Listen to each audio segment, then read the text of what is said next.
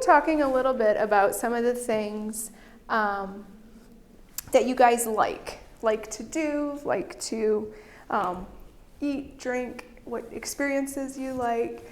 But if somebody were to ask you, like, who are you? What would be some of the answers? What would you say? Maybe you give them your name. Maybe around here, I always find people want to know who your mom and dad are, and then your grandma and grandpa, and your siblings, and all of that. It's a big deal to have these like connections to who you are.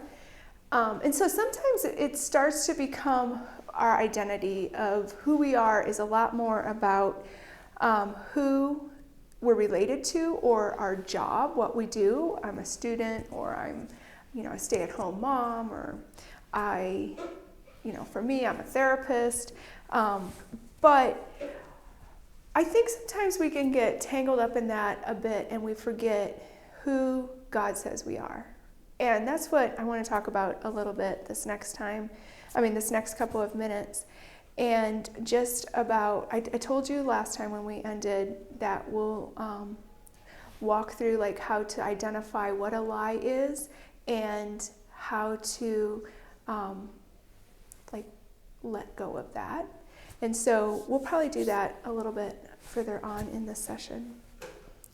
So what are some of the things that you think God thinks about you? The verse being that God sings over you. Do you ever think about how he feels about you? Like, does he get a little warm, fuzzy feeling?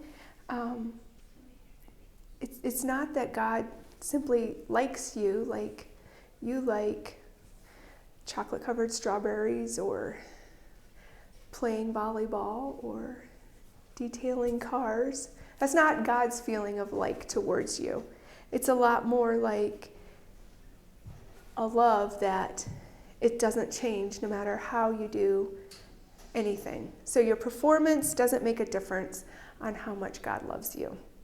These are probably not new thoughts to you, but it's hard sometimes for us to believe that we could do things wrong or make a mistake and still be as accepted by God or maybe even by other people as we are if we do things perfectly. So what are the things that we are called to do? I don't know if you guys are at the stage already in your life where you're starting to think about what you want to be when you grow up. It's a little different than, once you're in college or ending high school that you might be asking some of those questions, and I don't know what age you guys all are, but it's a question probably everybody asks at some point. I know when I was a little girl, I always said I want to be a nurse in Africa because that to me was like all the wild and adventure things that you could get, Africa, so far away, a wild country. And I would read all the books about nurses in Africa or just nurses in different countries, and I'd think that would be like so cool because you're in a different wild, crazy, adventurous place, but you're also like doing something that's making such a difference in someone's life. And so to me, that was like what I wanted to do. I'm yet to be to Africa. And I was a nurse's aide at a nursing home for a while and decided that's not going to be me doing that the rest of my life. So sometimes what we dream about, think that's exactly what I want to be, doesn't become at all what we end up doing. And like I said earlier, like I never was somebody who was out there playing with kids and trying to get all the kids to have fun playing with them. And some people are just naturally really good at being with kids, and that wasn't me. But that was something that God had determined that one of the purposes that he put me on the earth was for working with children. And so that was a calling he put on my heart and laid in me. So I think when we focus on love being the thing that is our identity and our calling, that we realize that we're made of love, from love, and for love, that knowing this is who God says I am, starts to become more of who we are to others, okay? So I had mentioned earlier how in the times that we feel broken and weak and messy and snotty and slobbery or whatever it is, because we just can't hold it together anymore. And when our friends come to us in that point or time, or our parents or somebody lets us be that kind of slobbery mess, we can feel like somebody really cares about us because we're not having to pretend. And that's the same way how it is when we let God take care of all that slobbery, messy stuff. And I use that word slobbery just because I think of when we're crying, we just feel really not pretty. And so when we let other people into that and we let God come in close to us, that we start to feel more and more of his love because we've opened up that part of our hearts that sometimes we hide. So I think about this too because I work with little kids, and some little children come to me and they're just like scared to make a move that might be a wrong move, and so they're just like not sure what they should be doing, and yet they're not listening to anything I'm asking them to do either because they're just scared. And then there's children that come and they've never met me before, but they're doing all the things that, they're breaking my things or taking things without asking or just in charge, right? They're just doing what they want to do. And, we can look at them and say, oh, they're so bad. Why aren't they obeying or listening or being kind? But they're just doing what feels natural and right to them. And so that's the little person that's not worried about what I'm thinking about them. And that's, in a sense, the same way when you're acting out, when you're living out the person who God made you to be, other people might look at you and be like, you're not doing it right. And that is exactly why we sometimes don't do what we really feel would be the natural right thing for us to do, is because of what other people might say. And I know as teenagers, there's not another time in your life that you're going to feel that pressure more than you do as a teen in an early 20.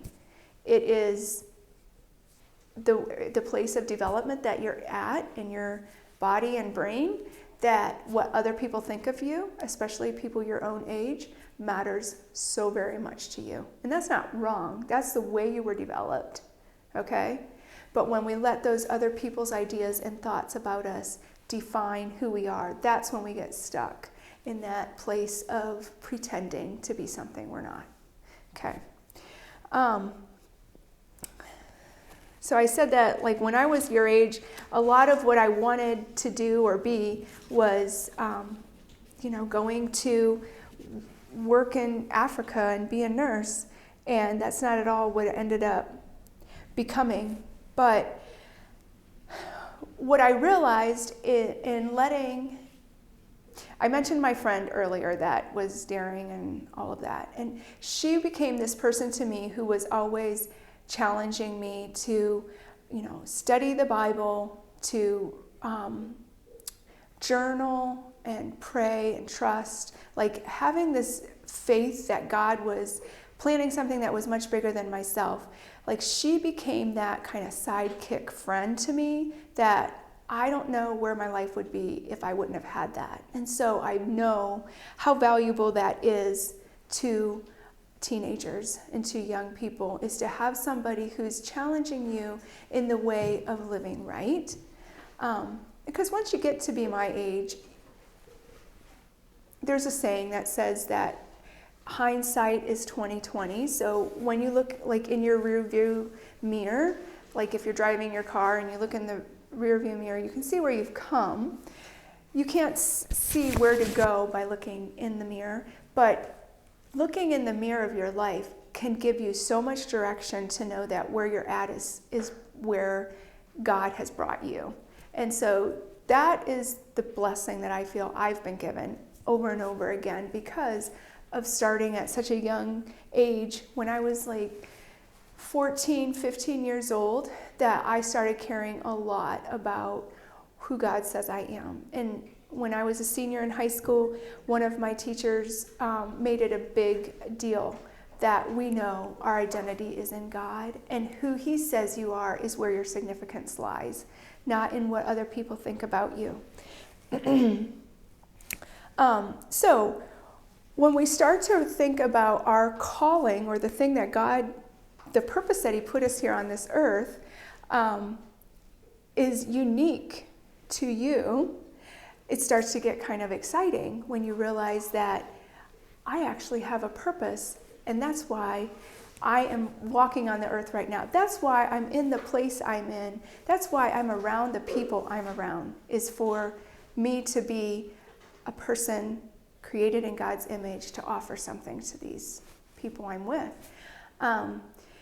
And we can't do that if we're still living out of the pretending part of our hearts. So I'm going to do something with you guys that might feel a little bit uncomfortable and weird. And I know it felt weird to me right at the first time I did this too. But I think it's important that we do this together, so that it's something you can do on your own and throughout your life. And it's not something that it's not something that's probably practiced very much. Maybe you've done something like this before, but I'm going to read something, and while I'm reading it, I want you just to put your head down, close your eyes, and imagine yourself there. Okay? So it's going to be different for all of you, what you end up imagining. But the reason we do this is because, remember how I said your mind is where things start, your thoughts, and then it adds a feeling and an action to that. And so when we can grasp the depth of who God says I am, using pictures in our mind, we have a lot of power over the things that we feel and do, okay? And so if it feels weird to you, sorry. I don't know what else to say. But I've done this with enough people to know that, and I've done it enough myself to know that there's enough help in it that I want to offer it to you guys today. So if you never do it again after today, that's okay. All right, so go ahead and close your eyes, put your head down, get comfortable, and imagine something, or not imagine, but think about one of the lies that we've talked about that is something that you have thought about yourself. Maybe I'm not good enough, or I'm not strong enough, or I don't belong, something's wrong with me, I need to be perfect. Maybe the lie that you've thought a lot about is I'm a failure, or I'm worthless, or I'm not smart enough, I'm not lovable, I can't do anything right, I'm a bother to people, or they don't have time for me. If any of those are things that you have thought about yourself, think about the first time, see if you can remember the first time in your earliest childhood that you started to believe that was true about yourself. And you remember that feeling of being hurt, of feeling rejected. And I want you to take those feelings and those thoughts and imagine putting them all in a box. You've been carrying around these feelings and thoughts that are pretty heavy, and you're putting them in this box. And go ahead and tape the box, close the box, nail it, staple it, whatever you need to do to get it tight, closed, with all of these feelings and thoughts about yourself, these lies. And when you have it all closed up, imagine taking this box and smashing it or destroying it somehow You can throw it over a cliff. You can burn it. Whatever you need to do to get rid of it. All those lies. And as you're feeling free of this burden, that weighty box you had been carrying around, imagine yourself walking along this road, and it's hot, your feet are sore, it's dry, and you see a lot of people, so many people. You wonder, where are these people coming or going? And then you see Jesus. And there's a crowd of people around him. You see his disciples around him, and they're telling people to stay away. And as you watch, you see moms and dads bringing their little children to Jesus. It looks like they're asking him to pray for them or touch them. And you're standing there and you feel your dad and mom kind of nudging you from the back and pushing you towards Jesus. You see the other children. You shuffle forward a little bit in the crowd and hesitate for a few minutes. Your heart starts to beat really fast the closer you get. What are you feeling? Are you excited? Are you anxious? Afraid? You stand a ways off and watch, trying to feel brave enough to move closer to Jesus. And then he looks up and he looks right at you. And his eyes are looking right on you. You see his eyes, they're soft, they're gentle. You stop and look back at him. And then he makes a motion for you to come a little closer. And he calls your name. And suddenly you realize you've been holding your breath. He does know who you are. And he even looks happy to see you. He's holding his hand out to you, and you realize there's something in his hand. And you reach out and take it. And you look. In your hand is this paper that Jesus just gave you with your name on the front. You turn it around, and on the other side is a word that Jesus wrote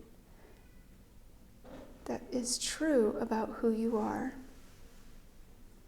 And you look at that word and let it sit, resonate in your heart. That word is who Jesus says you are.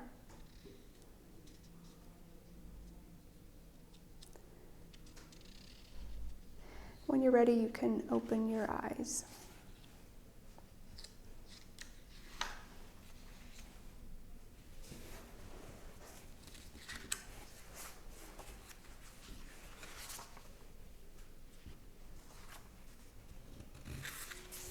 So there's a part of doing that kind of exercise that, it feels a little bit weird, right? To try to imagine yourself. But when we can connect a feeling to an experience, it becomes a lot more real to us. And I don't know if in that experience right now that there was a specific word that you saw on your paper that Jesus gave to you to know who you are. I'm not going to ask you to share that because it might feel a little vulnerable for you, but hold on to that. And if you didn't get a specific word, there is, asking God to show you what he is, who you are to him. And he will show you. He will tell you. He will give you that word. I wish I could tell you how valuable you are to him and that you would really believe it. I can tell you, but for you to believe it, there has to be an openness there in your heart to believe it. Your uniqueness and your special, precious person that he created you to be doesn't match anybody else. what do you think life would be like if we would all look exactly alike? What if we would all like the same things, the same food, have the same hobbies, all like to do the same activities? Did you ever imagine that? What if God would have made us all exactly alike? Would you like that? Not so much, huh? Because we do like to have uniqueness. I've been noticing just being here today and last night, like, I'm fascinated with all the different hairstyles I've been seeing and outfits and shoes, and I'm like, this is cool. I like when people express themselves through what they wear, how they do their hair, how they look, how they act, right? If we would all just think we have to wear this kind of shoes, this kind of, what if our hair would all be exactly the same color and the same everything? Like, there's so much uniqueness about every single person, and I think we need to probably celebrate that a little bit more. I think when God says that He created us in His image, and yet there's still so much diversity and so much uniqueness, like, doesn't that tell you a little bit more about who God is? Like, He is so creative. And so He has created us to be co-creators with Him, to also create beauty in the world as well. So I don't know, do you guys ever think of yourselves as beautiful? It's okay if you do, because I really do believe that every single person that God created has a beauty all their own, okay? And so it's not proudful to think of yourself as somebody who God's created as beautiful, okay? And I think sometimes we try to hide that beauty, and we just want to look like we're supposed to look, or how other people maybe think we should be looking. And so thinking about ourselves as beautiful helps us to realize that we have something else to offer the world. Accepting the things that we may not like about ourselves really needs to happen before we're able to accept the person who God made us to be. So I was thinking about how, just some of the things about myself that I'm like, oh, Cheryl, do you have to act like that or do that? And some of these are just part of my personality, but I really have a hard time. You guys are the best knuckle crackers I've ever heard. That feels good, doesn't it, to crack your knuckles? So can you crack this one here? Yeah, that's my special skill. But did you just crack your neck? Oh my goodness, I can't do that. I wish I could. Anyway, now we're all loosed up, right? Ready to go.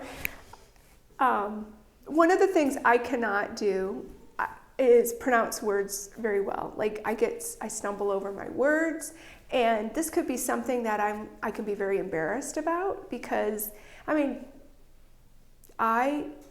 went to school for quite a few years. I have my master's degree, and I can't pronounce simple little words sometimes. And yet it lets me be, a lot of the people that I interact with don't have as much of an education. And so they could look at me and go, well, I don't know anything. I haven't been to school 17 years like I have. But I never was real successful in school. They don't know that. And so I don't have any feeling of, well, I have something you don't have because I have years of school. It doesn't help me look more smart because I mispronounce words and I can't spell to save my life. And so accepting the things about myself that I wish wouldn't be that way helps me also to realize that God could use that part of me that I'm not good at to help other people see or feel safer or be more connected to who He is. There's one of my favorite songwriters. His name's Jason Gray. Did any of you guys ever listen to him? Do you? Cool. He has a speech impediment and he stutters. And so, very interesting, he goes around giving concerts and he speaks a lot in public places and he stutters a lot. And yet, he has written some of the best songs, I think. I think he's an amazing writer. And he talks about how, the one song that he wrote, he talks about how God has used his speech impediment, his weakness, to show where he's the strongest at. And he refers to like the things that we can't do well as like our wounds. And the song says, the wound is where the light gets in. And some of his words in it, it says, it's tricky how the heart works, where the breakups and the big jerks never make us want to hurt that way again. But maybe I'm naive that in every scar I see the place where love is trying to break in. So if you're stumbling in the dark and bleeding at the chin, remember the wound is where the light gets in. So the light is the healing light of Jesus coming into the wound that we have when we allow us to see it as a wound. It's not something we do well at. It's our imperfection. And that is the part that when we let God come into that hurt, that we find that healing. So I know some of you guys are locals, right? Anybody tell me what the big writing on the wall at Ginger House says?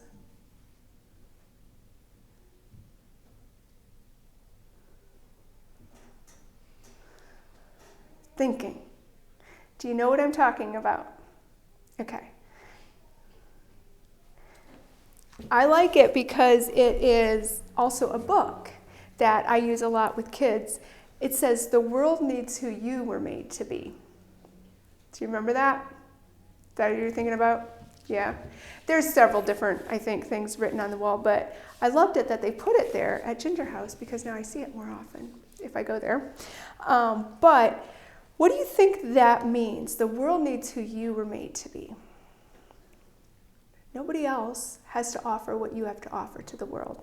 So earlier this morning when we did that little exercise of standing up if you did this or have done that, like some of those things were about beauty.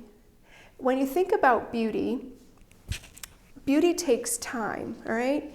So it's much easier for us as humans to go through life and to see problems and not see what's beauty all around us. It takes time to enjoy beauty.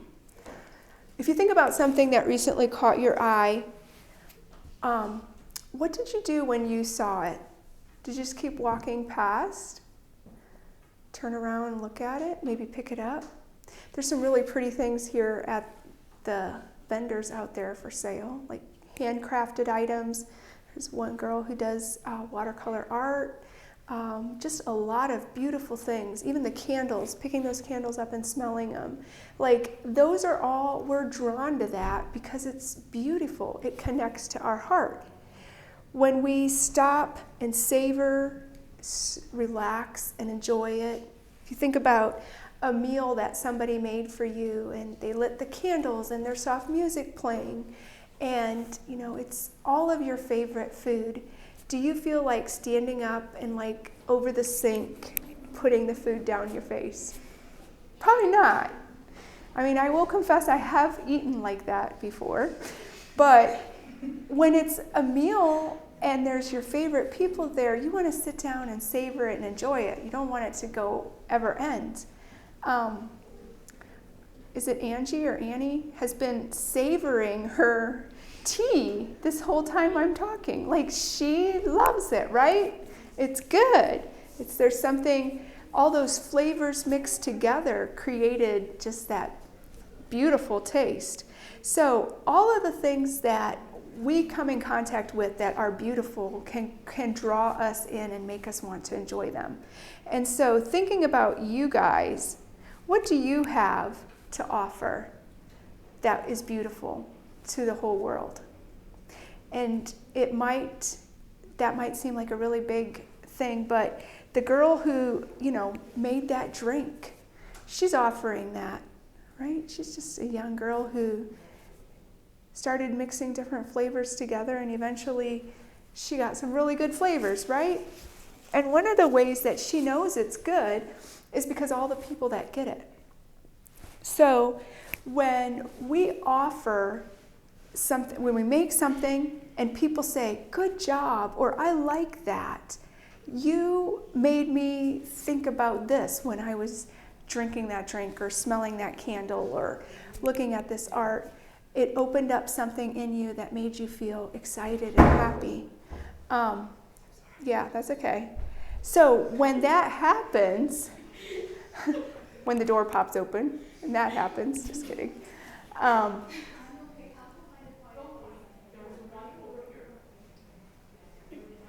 Okay, now we're all listening.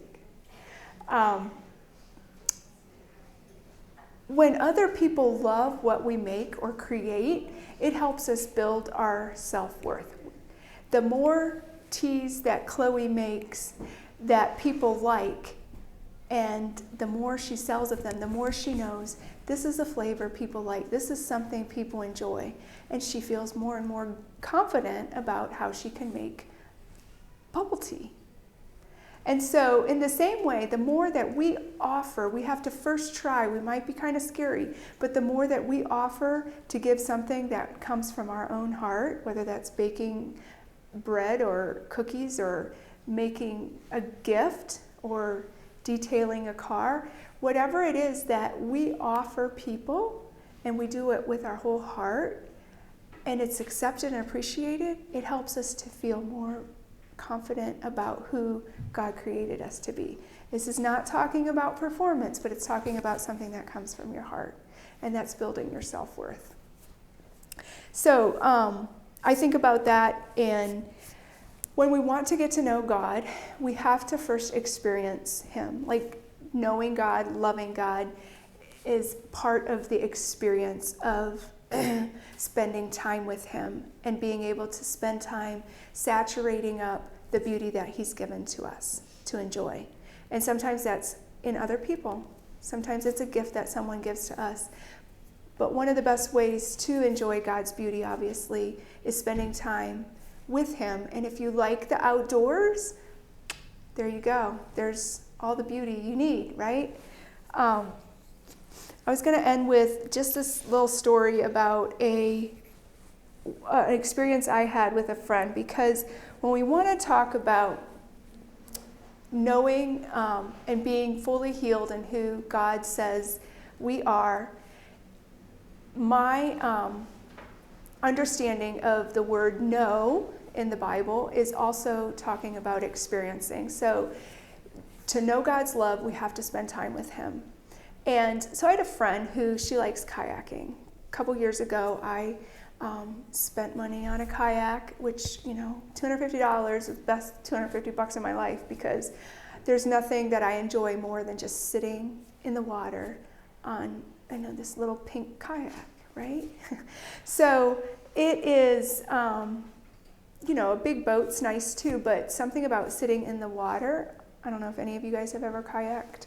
Yeah?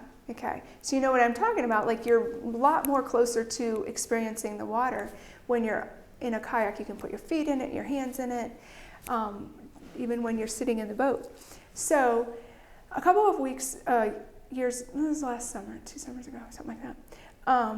My friend was like, I want to do the Killbuck Creek. I don't know if you guys, so there's like this little creek that runs through here that you can only get through it on a kayak on the north end of it, and even then it's like certain times a year. So nobody ever goes on the south part of the Killbuck Creek from Millersburg to Killbuck unless there's a certain time of year you might be able to do it because the water has to be so high. And she was like, I want to do that part of the creek. And I'm like, well, let's go do it. So it was a Sunday afternoon. It was a beautiful day, mid-July. And I was tired when we got on the creek. I was like, I'm so tired. I just want to sit in this boat and just let it float. But we were struggling even finding a place to put our kayaks into the creek because the bank was really steep going down. And finally we found a place, and it was still really steep, and the bank was like silky kind of mud. So if it gets wet, it's just like a sliding board. And I had already fallen before I got in my kayak, like just down the side. And I'm like, this is just going to be an adventure today. That's all I know. But we were going to experience the Killbuck Creek. And so we got in and we started going. The water was kind of like murky, so it wasn't like you wanted to jump in it because had rained a whole bunch, and that's why it was high enough that we could actually get on it. And we're going along and we see there's nobody else on this creek because nobody kayaks this part of the creek. And we're enjoying the quiet and the birds that we heard. It sounded like some kind of rainforest. There were so many special kinds of birds that live in that area because there's just not a lot of there's fields on both sides, and there's just not a lot of wildlife or people that go through there, just a lot of wildlife.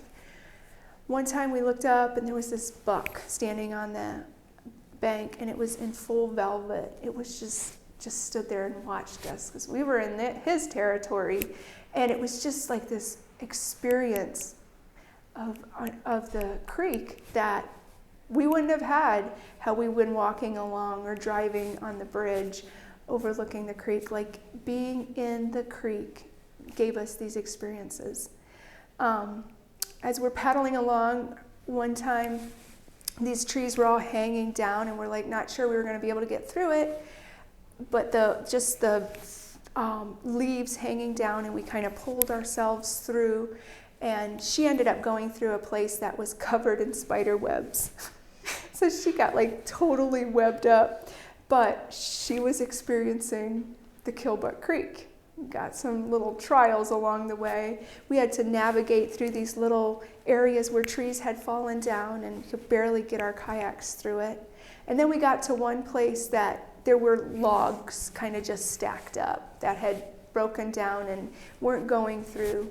And so we had to get out of our boats and climb up on the logs to try to get our boat over and keep going, because there was no way to get out on the bank because, again, it was just too steep.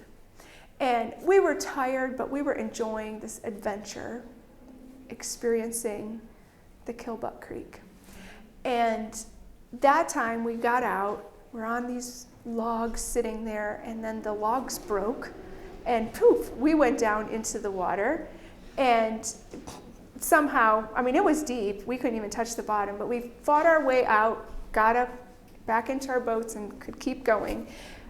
We could have turned around there because that was definitely an obstacle, but this was part of the experience. And this is kind of how life goes for us, right?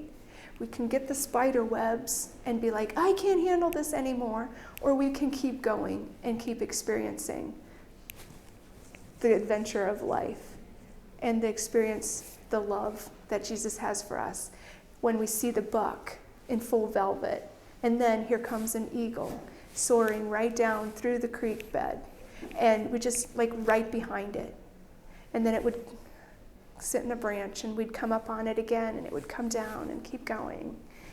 And the butterflies, just loads of those yellow monarch butterflies, just packs of them together.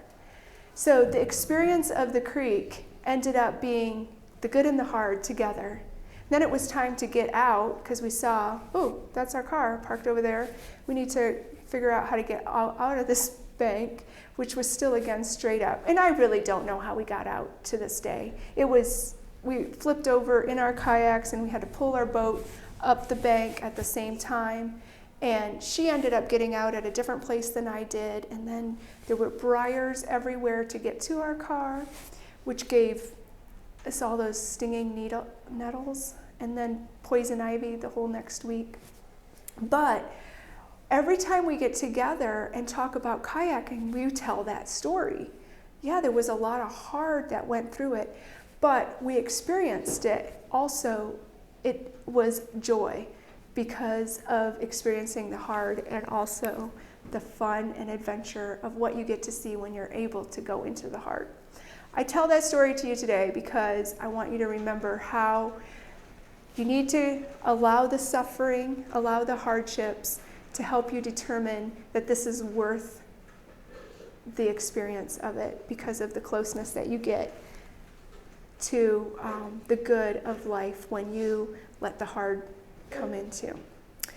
All right, I think we're going to call that a wrap, and thank you guys for hanging out with me for these couple hours, and I hope you enjoy the rest of your day here.